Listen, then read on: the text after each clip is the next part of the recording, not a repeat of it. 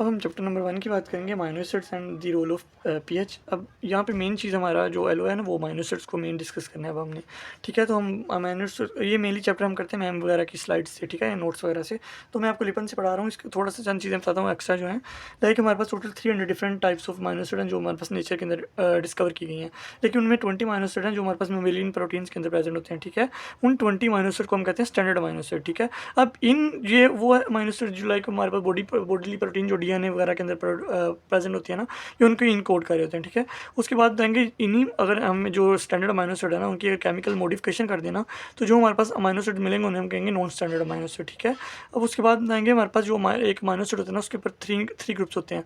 Like एक carboxyl group होता है, एक अमीनो ग्रुप होता है और एक साथ साइड पर चेन होती है, इसे आर भी कहते हैं, आर से रिप्रेजेंट किया जाता है। उसके बाद पेप्टाइड लिंकेज यहाँ पे दिखाया गया, मतलब एक कार्बोक्सिल ग्रुप और एक कार्बोक्सिल ग्रुप और एक अमीनो एसिड के अमीनो ग्रुप के दरमियान एक लिंकेज बनेगा, उसे हम कहेंगे पेप्टाइड लिंकेज। और ये कभी कभार एससीक्यू में आ जाता है ड्रॉ करने के लिए, तो याद रखिएगा बस। उसके बाद अगर हम बात करेंगे ना हमारे पास ठीक है, तो हम बताएंगे कि जो नेचर होती है ना साइड चेन, उसकी ही बेस के ऊपर हम बताते हैं कि एक अमीनो एसिड का एक प्रोटीन के अंदर क्या रोल है। ठीक है, बस ये लाइन यहाँ पे ये लिखी गई है। तो हम अब डिफरेंट अमीनो एसिड को डिवाइड करेंगे साइड चेन्स के लिहाज से ना, तो बताएंगे कि अमीनो एसिड जो वो जिनके ऊपर नॉन पोलर साइड चेन्स होती हैं। अब ये हम ऐसे अमीनो एसिड होंगे जो अमीनो एसिड इस कैटेगरी में आएंगे ना, वो ना तो गेन करेंगे कोई प्रोटोन या इलेक्ट्रॉन, ना ही कोई लूज करेंगे, ना ये हाइड्रोजन बॉन्ड बना सकते हैं, ना ही कोई आयनिक बॉन्ड बना सकते हैं। ठीक है, इनकी जो साइड चेन होती है ना वो लाइक ऑयली या लिपिड लाइक होते हैं, हाइड्रोफोबिक इंटीरियर एक्शंस होते हैं इनके। अब बताएंगे लोकेशन। अब इन प्रोटीन्स की जो हमारे पास जो इन अमीनो एसिड से प्रोटीन बनते हैं उनकी लोकेशन पढ़ने लगे हैं, तो बता रहा है कि मेनली ये पोलर इन्वायरमेंट्स के अंदर होती है, लाइक एक्वस सॉल्यूशंस के अंदर। और मैं आपको एक चीज़ यहाँ से विजिबल करूँ, जो हमारे पास होते हैं नॉन पोलर अमीनो एसिड, ये आपके पास गिवन भी है कि जो नॉन पोलर अमीनो एसिड्स होते हैं ना वो क्लस्टर करते हैं कहाँ पे, इंटीरियर ऑफ सोलबल प्रोटीन्स। मतलब अगर आपको एमसीक्यू है ना, जो नॉन पोलर अमीनो एसिड्स होते हैं ना वो क्लस्टर कहाँ पे कर रहे होते हैं हमारे पास, इंटीरियर ऑफ सोलबल प्रोटीन। ये आपको लिखा भी हुआ है कि हमारे पास क्या होता है कि इस पूरे मतलब वो जो नॉन पोलर अमीनो एसिड्स होते हैं ना tend two cluster together in the interior of the protein. ठीक है, तो वो इंटीरियर ऑफ द प्रोटीन के अंदर मतलब वो करेंगे, तो हम इस प्रोसेस या इफेक्ट करते हैं हाइड्रोफोबिक इफेक्ट, और इससे साथ में कहते हैं ये शो कर देते हैं हाइड्रोफोबिसिटी। ठीक है, उसके बाद ये आपने खुद ही देख लेना नॉन पोलर और पोलर अमीनो एसिड्स का ना। तो उसके बाद आपको बताऊं, ठीक है, अब हमारे पास ये नॉन पोलर साइड चेन वाले अमीनो एसिड आपके पास गिवन है। ठीक है, लाइक ग्लाइसिन हो गया, एलानिन, वैलिन, ल्यूसिन, ये आपने इनमें से चंद अमीनो एसिड के नाम याद रखने होते हैं। ठीक है, और उनकी बायोलॉजिकल इंपॉर्टेंस याद कर रखनी होती है, वो यहाँ पे नहीं है लेकिन वो मैं आपको ज़रूर करवा दूंगा। उसके बाद हम बताएंगे कि लाइक हमारे पास अब ना ये थे नॉन पोलर साइड चेन वाले। अब हम पढ़ने लगे हैं जो अनचार्ट पोलर साइड चेन वाले, मतलब ये थे हमारे पास नॉन पोलर साइड चेन वाले। अब ये आ गए हमारे पास पोलर साइड चेन वाले। पोलर में हमारे पास सीरीन। अब पोलर मतलब होता है जिसके ऊपर कोई ना कोई चार्ज प्रेजेंट है। ठीक है, लाइक हमारे पास सीरीन हो गया, थ्यूरीन हो गया, ये अनचार्ज वाले पहले बता रहा हूँ। ठीक है, सीरीन, थ्यूरीन, टायरोसिन, आर्जिनिन, ग्लूटामिन और साथ में सिस्टीन। उसके बाद जो कुछ होते हैं एसिडिक साइड चेन वाले, कुछ होते हैं बेसिक साइड चेन्स वाले ना अमीनो एसिड्स। तो हम बताएंगे कि जो एसिडिक साइड चेन वाले में उसमें एस्पार्टिक एसिड आ जाएगा, ग्लूटामिक एसिड आ जाएगा। इनका जो PK1 होता है वो 2.1 होता है, तो ये याद रखने की भी जरूरत नहीं है वैसे। ठीक है, इसी एसिडिक साइड चेन के अंदर हमारे पास एस्पार्जिनिन और ग्लूटामिन भी आ जाएंगे। लेकिन जो बेसिक अमीनो साइड चेन वाले होते हैं ना उनमें हम बताएंगे हिस्टिडीन हो जाता है, लाइसिन हो जाता है, आर्जिनिन होता है। बस नाम याद रखने हैं इनके, कोई स्ट्रक्चर कोई चीज़ भी नहीं याद रखनी इनके बारे में ना, जो याद रखना है वो मैं आपको बाद में बता दूंगा। अब ना वो बता रहे सिकल सेल एनीमिया में क्या हो रहा था, हमारे पास जो आरबीसी के अंदर जो शेप होती है ना वो सिकल लाइक हो जाती है। ठीक है, उनकी जो पहले होती है ना बाइक एंड केव शेप होती है, लेकिन वो खत्म होती है like half moon like shape हो जाती है, क्योंकि उनके अंदर जो ग्लूटामेट होता है ना वो वैलिन से रिप्लेस हो जाता है। ठीक है, 6 पोजीशन के ऊपर बीटा चेन के अंदर। ये कभी कभार MCQ हो जाता है, मैंने आपको बता दूँ। अब हमारे पास यूनिक फीचर है प्रोलीन के। प्रोलीन जो अमीनो एसिड ना वो दूसरे तमाम अमीनो एसिड से डिफर कर रहा होता है। कैसे कि जो प्रोलीन होता है ना इसके अंदर सेकेंडरी हमारे पास अमीनो एसिड जो होता है ना is frequently refer to an amino acid, मतलब जो सेकेंडरी अमीनो एसिड होता है ना उसे हम कहते हैं अमीनो एसिड। ये आपके पास गिवन भी है प्रोलीन का स्ट्रक्चर, ये ड्रॉ करने के लिए नहीं आता, लेकिन आपको याद होना चाहिए कि अमीनो एसिड के अंदर क्या होता है, जो हमारे पास सेकेंडरी कार्बन होता है ना वो अमीनो ग्रुप होता है। ठीक है, अब यूनिक ज्योमेट्री की वजह से क्या होता है कि इसके जो स्ट्रक्चर होते हैं formation of the extended fibrous में कोलिजन के अंदर कोलिजन फॉर्मेशन के अंदर इसका रोल होता है। लाइक टाइप 2 कोलिजन यहाँ पे लिखा हुआ है, but it interrupts the alpha helix. मतलब ये अल्फा हेलिक्स जो होती है ना उनको, ये प्रोटीन के स्ट्रक्चर हैं, ये अगले चैप्टर में पढ़ने हैं, ये इंटरप्ट करता है। तो एमसीक्यू आता था कि विच अमाइनो एसिड इंटरप्ट दी अल्फा हेलिक्स, तो हम बताएंगे कि प्रोलीन इंटरप्ट करेगा अल्फा हेलिक्स को। तो जो हम पीछे से मतलब ये पढ़ के आए ना, इनके मतलब नाम अमाइनो एसिड के चार्ज अनचार्ज थे, तो हम यहाँ से पढ़ने लगे amino acid with अनचार्ज polar group. तो हम बताएंगे these amino acid have zero net charge, इनके ऊपर कोई नेट चार्ज नहीं होता, ठीक है। अब इसकी एग्जांपल में हम यहाँ बता रहे सीरीन थ्योरीन, वो पीछे आपको पढ़ा चुका हूँ कि क्या होता है कि each contain a polar hydroxyl group that can participate in hydrogen bond formation. अब ये वाले वो थे जो कोई हाइड्रोजन बॉन्ड कोई चीज़ नहीं थे कर पा रहे, वो लिखा भी हुआ है, लेकिन इनके पास वो कह रहा है कि पोलर हाइड्रोक्सिल ग्रुप होता है, ठीक है। उस हाइड्रोक्सिल ग्रुप का काम होता है कि उसमें पार्टिसिपेट करना होता है हाइड्रोजन बॉन्डिंग के अंदर, ठीक है। तो ये याद रखना कि अनचार्ज पोलर साइड चेन वाले हाइड्रोजन बॉन्ड बना सकते हैं, ठीक है। अब हमारे पास होता है कि डाइसल्फाइड बॉन्ड फॉर्मेशन, उसमें हम बताएंगे the side chain of cysteine contain a thiol group, ठीक है। सल्फ हाइड्राइल ग्रुप होता है या थायोल ग्रुप होता है।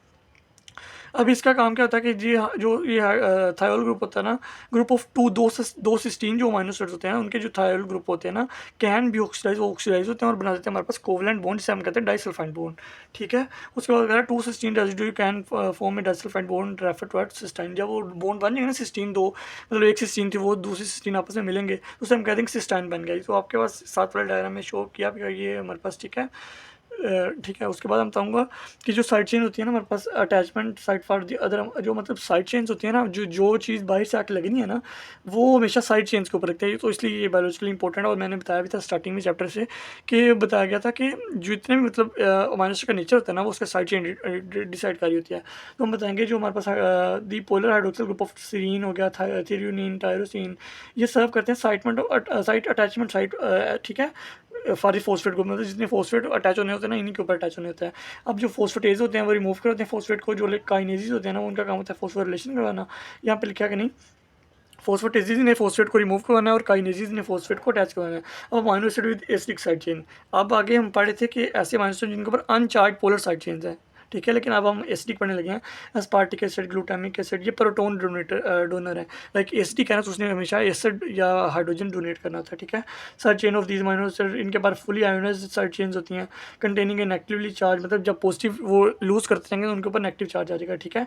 Carboxyl group the fully ionised form of card aspartate, मतलब ग्लूटामिक एसिड होता है ना, वो प्रोटोन अपने डोनेट कर देता है, वो कन्वर्ट हो जाता है ग्लूटामेट के अंदर। इसी तरह एस्पार्टिक एसिड है ना, वो एस्पार्टेट के अंदर कन्वर्ट होता है अपने इलेक्ट्रॉन डोनेट करके, ठीक है। Amino acid with basic side chains की बात करेंगे तो ये हमारे पास हमेशा प्रोटॉन एक्सेप्टर्स होते हैं, ठीक है, फिजियोलॉजिकल पीएच के ऊपर।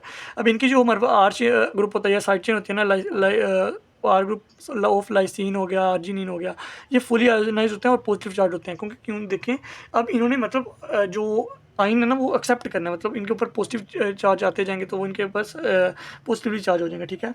हो गया हाउ जो हमारे पास हिस्टिडीन होता है ना, अब when histidine is incorporated into, जब हिस्टिडीन एक प्रोटीन के अंदर लग जाता है ना, तो आर ग्रुप उसका जो होता है ना, वो इधर पॉजिटिवली चार्ज भी हो सकता है, न्यूट्रल भी हो सकता है और साथ में नेगेटिवली चार्ज भी हो सकता है, ठीक है।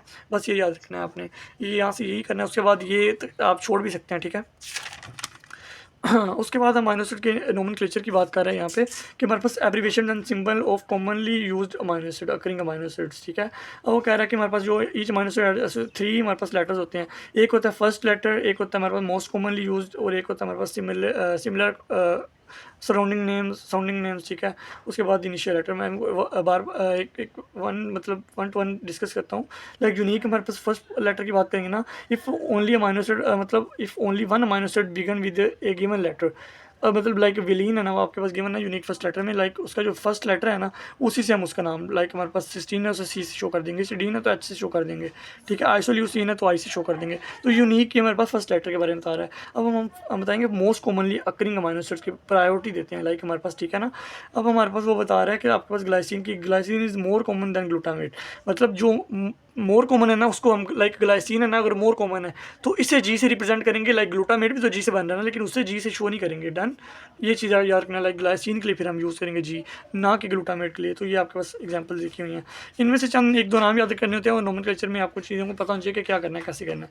सिमिलर साउंडिंग नेम, लाइक हमारे पास फिनाइल एलानिन, ये पी से बन रहा है ठीक है, लेकिन अब हमारे पास आवाज़ आ रही है हमारे पास एफ़ की, फिनाइल एलानिन, ठीक है, तो इसलिए हम एफ़ से शो करते हैं, ठीक है, ये आपके पास गिवन भी है। Letter close to initial letter, अब हम बताएंगे लाइक हमारे पास होता है बी इज मतलब एसोसिएटेड टू, हमारे पास ये आपके पास गिवन भी लाइक एस्पार्टेट के लिए आप बी शो कर रहे हैं नियर ए के पास है ना, मतलब एस्पार्टेट ना ए किसी और को अगर नाम दिया गया लाइक हमारे पास एलानिन को एक पहले से गिवन है, अब हमने एस्पार्टेट को भी तो नाम देना है, तो हम फिर देखेंगे ए के सबसे करीबी वर्ड कौन सा था, लाइक बी आता है ना, तो बी से दे देंगे। इसी तरह आपके पास ये गिवन है। तो एस्टिक प्रॉपर्टीज जैसे आपका एलो नहीं है कि करना है, मैं आपको फिर भी छोटा सा ओवरव्यू देता हूँ, ज़्यादा नहीं करवाता इसके बारे में। एस्टिक एंड बेसिक प्रॉपर्टीज़ तो हम बताएंगे बहुत, हम जो फ्री अमीनो एसिड्स होते हैं ना वो या हमारे पास कंबाइंड फॉर्म में वो हमारे पास मतलब एक्ट कर सकते हैं एज ए बफर। बफर क्या होता है, कोई ऐसी सब्सटेंस है, कोई भी ऐसी चीज़ है जो अपनी पीएच के अंदर एग्जिस्ट कर सकते हैं, मतलब उसकी 7.5 पीएच है ना, लाइक हमारे 7.5 पीएच है, तो अगर आप इसके अंदर कोई एसिड डालें या कोई बेस डालें तो इसकी पीएच मतलब ऐसा सोल्यूशन होगा जो अपने अंदर इसके अपनी पीएच को मेंटेन करवा सकता है, लाइक जब एसिड डालो चाहे बेस ऐड करा लो। पहले पीएच का बताते हैं कि पीएच क्या होता है, हमारे पास कंसंट्रेशन ऑफ प्रोटोन होते हैं किसी एक्वस सोल्यूशन के अंदर, वो आपके पास पीएच को डिटरमिन कर होते हैं। उसके बाद हम बताएंगे डाइसोसिएशन कांस्टेंट क्या होता है, तो आपके पास हमारे पास डाइसोसिएशन कांस्टेंट क्या होता है कि ए से शो कर देते हैं डाइसोसिएशन कांस्टेंट, मतलब कि कोई चीज़ कितना डाइसोसिएट हो सकती है, आयोनाइज हो सकती है। तो आपके पास के का फार्मूला पास गिवन है, अगर के ज़्यादा है तो हमारे पास स्ट्रॉन्ग एसिड है, स्मॉलर के है तो लेस स्ट्रॉन्गर एसिड है। ये है आपके पास, अभी आपका टॉपिक नहीं है लेकिन आप फिर भी इसका ना फार्मूला याद कर लेंगे, चैप्टर यही है तो कुछ कह नहीं सकते कि आपको आएगा या नहीं आएगा।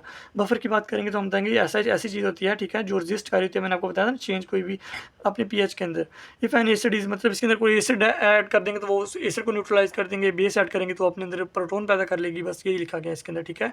अगर मैक्सिमम जो बफरिंग कैपेसिटी है ना, मतलब जहाँ तक ये रेजिस्ट कर लेगा चेंज को, वो हमारे उस पर कहता है उस फिजियोलॉजिकल पीएच के ऊपर हो रहा होता है और वो पी के ए के इक्वल है, ठीक है, ये याद रखने वाली चीज़ है। अब डाइसोसिएशन गिवन आपके पास कार्बोक्सिल ग्रुप की, ये आपके पास गिवन है, मैं आपको ज़्यादा नहीं करवा रहा इसके बारे में क्योंकि ये आपका एलो नहीं है, बस आपके एक बार इससे देख लें और करने की जरूरत भी नहीं है यहाँ से। उसके बाद आपके पास वो बता रहे हैं अमीनो ग्रुप डाइसोसिएशन के बारे में बताया गया कि हमारे पास सबसे पहले एलानिन है, हमारे पास किस फॉर्म में, जब पॉजिटिव चार्ज होता है, जब न्यूट्रल पड़ी होती है आइसोलेक्ट्रिक फॉर्म में, इसका स्ट्रक्चर क्या होगा, मतलब याद रखना है बस कि आप फिजियोलॉजिकल किस पीएच के ऊपर कैसा शो हो रहा है, मतलब पीएच अगर 6 है तो हमारे पास आइसोलेक्ट्रिक है, पीएच 10 हो गया तो हमारे पास वो उसके ऊपर नेगेटिव चार्ज आ जाएगा, ये चीज़ याद रखने वाली है। आप पीके एंड हम कहेंगे सीक्वेंटल डाइसोसिएशन, तो आपके पास ये इतना इंपॉर्टेंट है, फिर बताता हूँ। Each table group has PK numerically equal to, मैंने आपको पहले ये चीज़ बता दिया है कि पीके वो वैल्यू होगी जहाँ पे वो मैक्सिमम बफरिंग कैपेसिटी रख रहा है, ठीक है। उसके बाद बफरिंग पेयर होते हैं, मतलब आप जब भी आपके कोई बेस बफर बनाते हैं ना तो आपके पास एक स्ट्रॉन्ग एसिड होता है, उसके साथ उसकी उसी एसिड की ना एक वीक कंजुगेट बेस यूज़ करते हैं, तो यहाँ पे आप बस बफरिंग पेयर में मेरी लाइन रिपीट कर देंगे ना तो इनफ होगा। When pH is equal to pK, मतलब पीएच पीके के कब इक्वल होती है बता रहा है। व्हेन पीएच जब हो जाएगी ना पीके के इक्वल, तो हम बताएंगे कि equal amount of forms 1 and 2 alanine exist in solution, मतलब हम बताएंगे ये आपका एलानिन के बारे में फॉर्म दिखाई गया कि मतलब जब पीएच हो जाएगी ना मतलब पीके के, तो फिर दोनों फॉर्म्स इक्वली प्रेजेंट होंगे, मतलब ये एक आपके पास पीएच दिखाई गया है कि इसके अंदर जो फॉर्म 1 है ना, लाइक 1 फॉर्म कौन सी है, ये वाली, मतलब ये वाली हमारे पास जो आपके गिवन है जिसके ऊपर नेट चार्ज 1 है, ये वाली फॉर्म। अब जब पीएच हमारे पास ये हो जाएगी ना तो वो कह रहा है कि 1 और 2 एक फॉर्म में प्रेजेंट होंगे। Iso electric point P1 important नहीं है, छोड़ सकते हैं। Net charge at neutral pH के ऊपर उधर जो नेट चार्ज होता है ना माइनस नेगेटिवली चार्ज होता है आमतौर पे ना, जो होता है उसको उनका कार्बोक्सिल ग्रुप ना, और साथ में पॉजिटिव चार्ज होता है हमारे पास उनका माइनो ग्रुप, बोथ एक अल्फा कार्बन के ऊपर जुड़े होते हैं, ठीक है, इसलिए वो आपस में एक दूसरे को न्यूट्रलाइज कर रहे हैं। ये आपने करना है तो अपने लिए कर सकते हैं, एक बार रीड करने में कोई हर्ज नहीं है। अब बफरिंग ऑफ ब्लड बता रहा है कि ब्लड, अब जो हमारा ब्लड होता है ना सबसे बड़ा बफर हमारे पास ब्लड है, ठीक है, हमारी बॉडी के अंदर ना, तो हम बताएंगे स्लाइटली अल्कलाइन रेंज होती है हमारे पास 7.35 से लेकर 7.45 इसकी पीएच होती है। स्टमक की बताई गई है 1.5 क्योंकि वहाँ पे एसिड पड़ा था ना डाइजेस्ट करने के लिए। लाइसोसोमल एंजाइम्स होते हैं उनकी पीएच ये बताई गया, तो यहाँ से कुछ खास नहीं करना। अब जो भी ड्रग आप ले रहे होते हैं ना, मतलब वो या कोई एसिड रिलीज करवा देता है, कोई या बेस रिलीज करवा देती है, ठीक है, तो उसके लिहाज से आपको यहाँ बताया गया, तो इतना इंपॉर्टेंट नहीं है, मैंने लाइन मार्क की हुई है तो आप कर सकते हैं। ब्लड गैसेस की पीएच बताएंगे। एसिडीमिया क्या होता है, जब बॉडी के अंदर एसिड ज़्यादा हो जाएगा, मतलब जब 7.35 से पीएच कम है तो हम कहेंगे बॉडी एसिडीमिया में चली गई है। जब हमारे पास 7.5 से ज़्यादा पीएच हो गया है तो हम बताएंगे अल्कलीमिया में चली गई है। अब कार्बन डाइऑक्साइड हमारे पास जब बॉडी के अंदर ज़्यादा होगी ना तो हम बताएंगे बॉडी एसिडिक होगी, क्या वो कारण कार्बन डाइऑक्साइड एक एसिड है और बाइकार्ब एक बेस है, ठीक है। जब हम बहुत ज़्यादा सांस लेते हैं तो कार्बन डाइऑक्साइड बहुत सारी बाहर निकल जाती है तो बॉडी अल्कोसिस में चल जाती है, ठीक है। लेकिन जब हमारे बहुत ज़्यादा एसिड बन रहा होता है ना, लाइक लैक्टिक एसिडोसिस में, लाइक कीटोएसिडोसिस में, तो बॉडी के अंदर एसिड बनना स्टार्ट होता है तो वो बॉडी एसिडोसिस में चल जाती है। ये आपके पास एक टेबल है, इंपॉर्टेंट भी है, अगर आपने करना है तो आपके पास ये कर सकते हैं, बाकी आपके सिलेबस का ये हिस्सा नहीं है। तो जज़ाकल्लाह।